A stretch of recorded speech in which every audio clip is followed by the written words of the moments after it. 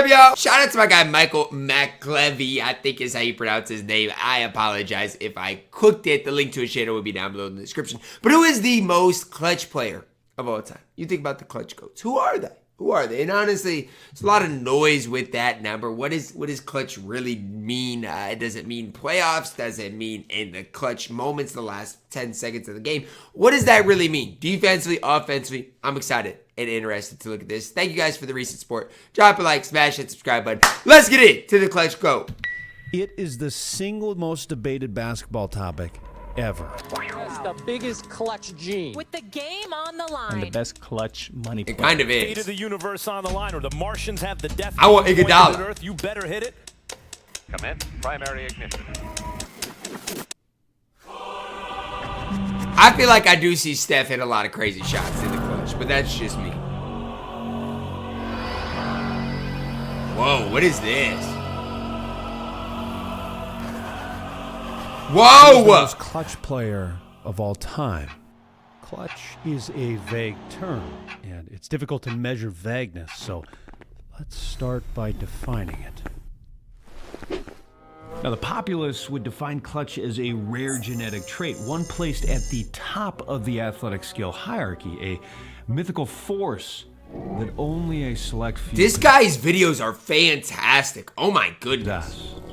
Now, the NBA would define clutch as shots made when the score is within 5 points or less, with 5 minutes or less left in the game. And this is undeniably a period of time when the stakes do increase, but I don't think that's what most people think of when they hear the word clutch. Buzzer beaters, game winners, last second go-ahead step That's what I'm backs. talking about. No story's ever been written about a layup with 4:50 left on the clock that won the game. For this reason, we are going to use what's called clutch squared. This is a win probability model that Mike Bowie has been widely recognized for. The basic concept is this: how does a player's actions, both positively and negatively, impact the win probability for his team? You might notice these swings just tracking the win probability following a game on your phone. For example, Steph knocking down a 3 early on might hardly alter the Warriors' win probability, but in just a few closing seconds, it can launch them from 10 to 95%, even certainty. And clutch play is really associated with these needle-swinging plays, right? It's the antithesis of garbage time or early game action. To be eligible, you had to take a minimum of 100 clutch squared shots, and we ran this all the way back to 1996. So, who is it? Who is the man? 1996, so like Wilt can't even... The arena, the man with that rare clutch DNA strand. Fate of the universe on the line, death being pointed at Earth. Give us Anthony Davis? Anthony Davis. Not Kobe, not LeBron. What? No way it's actually Anthony Davis. Not MJ, not Steph, but the brow? How? Anthony has the highest effective field goal percentage in these clutch squared moments by a wide margin. We aren't looking solely at field goal percentage. Effective field goal percentage waits for threes, and Anthony has hit several of those in big moments. Oh, it's good. What's going on here? The brow is a great player. Nobody's denying that, but in general, centers have a high field goal percentage. Look at Rudy Gobert. Who has the highest of all time? DeAndre Jordan.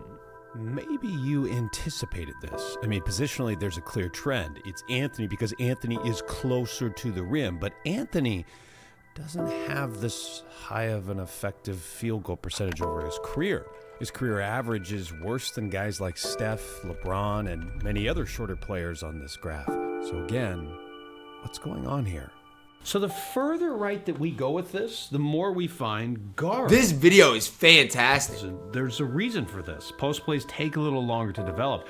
They might be hard to execute if you just have a few seconds left in the game. As dominant as Shaq was, you might not be able to just get him the ball and have him go create in the waning moments. Guards are attempting far more of these shots. In fact, if we look at the top 20 in terms of attempts, only 2 were post players. KG and Dirk. And the most voluminous?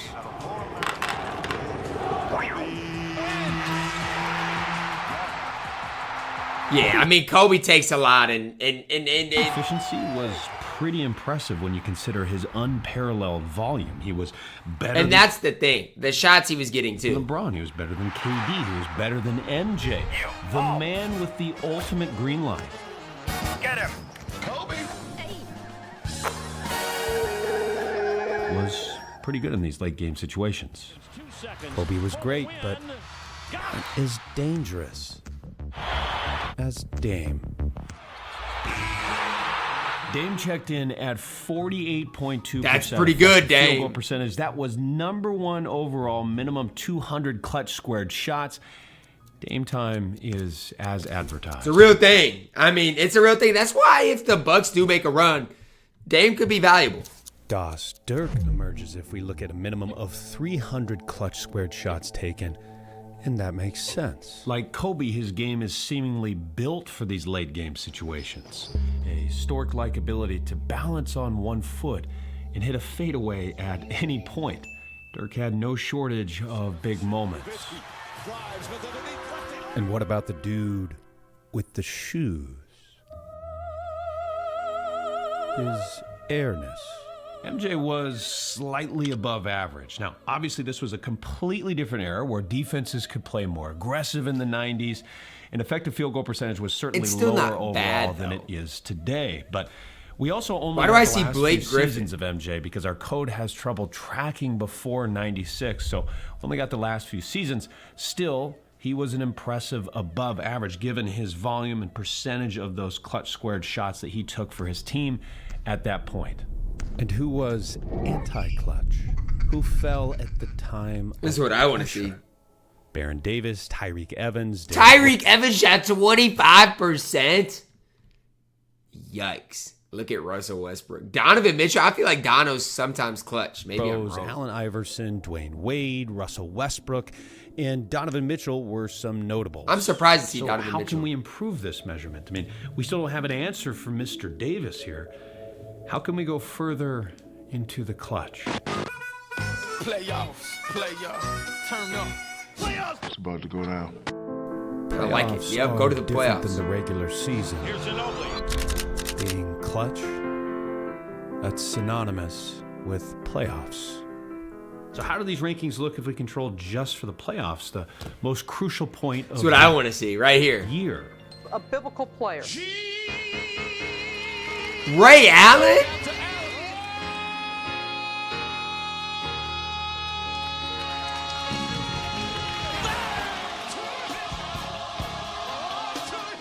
Ray Allen has been a literal savior in clutch moments.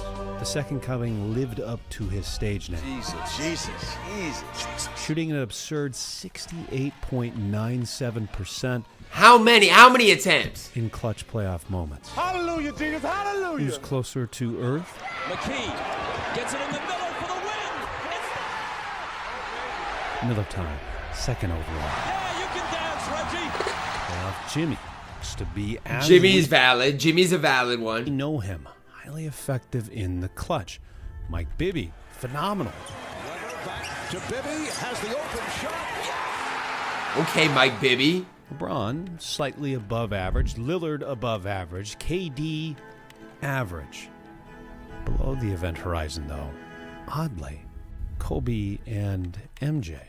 Sinking further into the dark side, James Harden. Nah. We're not going to slander Harden. Dwayne Wade, and I hate to say it, Westbrook. 15% for Russell Westbrook? That's Despite having the worst effective field goal percentage in our sample, Russ might not be the biggest outlier. Checking in, the greatest shooter of all time?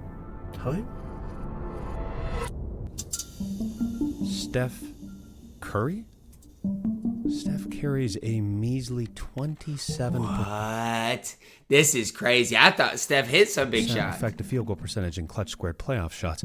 And if we control a little further, Curry is a staggering 0 for 14 in go-ahead playoff shots. The man with a laser-guided freaking shooting system attached to his right shoulder has been horrendous in the playoff clutch. One That's shouldn't discount crazy. the significance of this. Steph has performed terribly in playoff situations, but he has 4 rings. That is a testament to the supporting cast in the Bay Area. And the gravity that Steph draws. Now, look, I'm not just sitting here and making excuses for Steph, but let's not slander Steph for this. He still draws a lot of gravity. This poor shooting's been addressed in the media before. Fate of the universe on the line, or the Martians have the death beam pointed This at was Earth. crazy. You better hit it. I want Iguodala. But there's something incredibly short-sighted here that Max is skipping over. Something that might also help explain Anthony Davis. I spoke with Seth Partnow about this, who's a former Bucks analyst and currently writes at The Athletic. Consider the following. Steph has taken 45 playoff clutch squared shots in our sample. He's made 12.5 effectively. Keep in mind a 3 is worth 1.5, a 2 is worth 1 here.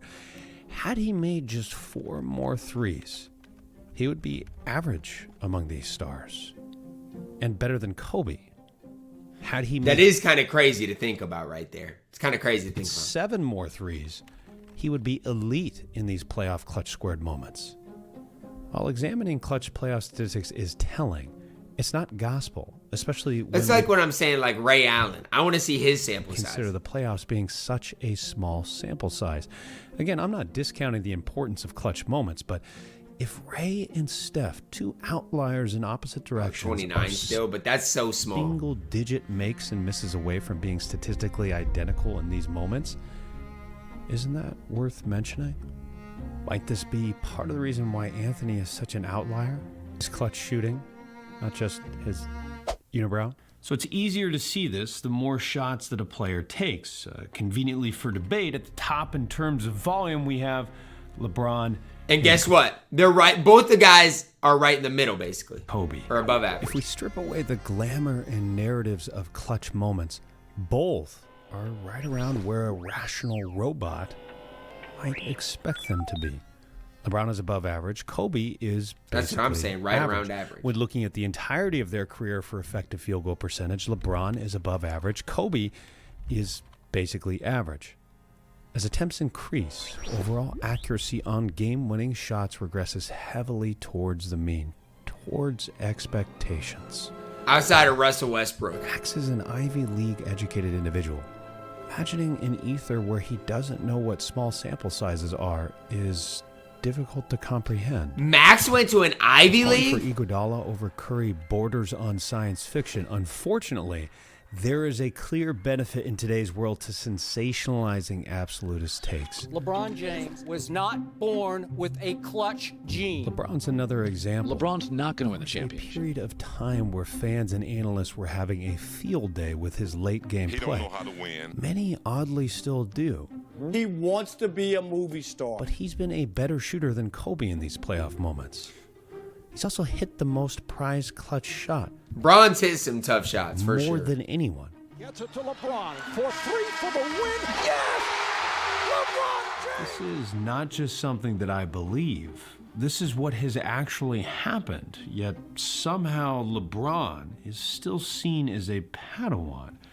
Kobe has been crystallized as a Jedi. And of course, being clutch doesn't mean just making clutch shots. One can have a clutch rebound, a clutch steal, a clutch block, a clutch assist, or a clutch free throw. Thankfully, Mike Bowie has devised a ranking system that accounts for all of this. This win probability added model takes into account the varying degrees of importance of different numbers in a data set. For example, hitting a shot is more important than a rebound, but getting a rebound does affect win probability. When Giannis pulled off this spectacular block late in the fourth, the Bucks' win probability jumped by 13%. By all accounts, this was a clutch moment. So, when running this more I'm not gonna lie, that was a crazy block. holistic clutch tracker, who do we find? If we scroll all the way to the top here, we find Chris Paul. Kind of surprising, but wait a second. Is that Al Horford? That's LeBron. That's everybody else. That's insane. The first time I looked at this, I actually didn't not even see LeBron. I'm going to show a screenshot of the text from Mike. He was such an outlier, I did not even see him. He was quite literally off the chart. You can say what you want about this metric, but LeBron has been a clutch squared monster. This is regular season, though. This is regular season, okay? That's ridiculous, though, still. Now, this is cumulative, and obviously LeBron has played more playoff games than anyone since 2005, which is as far back as our tracking data can go. So I wanted to run this for averages for a more fair comparison. Minimum 30 playoff games, clutch moments, and right at the top, we see LeBron again.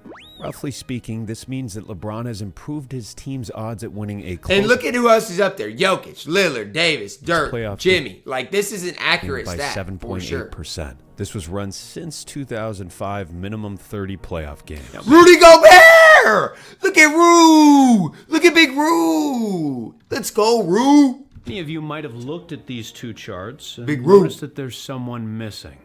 Is there anybody more since 2004? Yeah. Than that man? This just wasn't something that I anticipated. I mean, I knew that Kobe wasn't the most efficient shooter of all time, but not even cracking the top 15 for regular season and playoffs, that was surprising to me. And you might look at this in complete dismissal and think, well, those 5 championships speak for themselves. And your gut is telling you that all this data, all these stats, these numbers, it's just misleading. This is ridiculous. That is certainly a position you may take. Many former players have as well. I mean, for centuries, people could just accuse their neighbor of witchcraft simply because they felt a certain way about them, and it worked. Wait a second. Does that mean our guts can be wrong about stuff? This guy is too smart for me. Kobe made the most clutch shots, but he also attempted the most clutch shots by far. And maybe that's why I thought he'd rank higher, just the sheer volume, all these crazy shots he's made over the years. But there's something we can learn from this, not just about Kobe, but about these late game clutch situations in general. Average clutch squared shooting is an abysmal 41%. That is some combination of 2 possibilities. Better defense, worse offense. So throughout the game, the offense has 3 advantages. The defense doesn't know who will be taking that shot, when it will occur, and where it will happen. At the end of the game, the defense has a little bit better idea who is going to be taking that shot, and they certainly have a better idea when it will happen.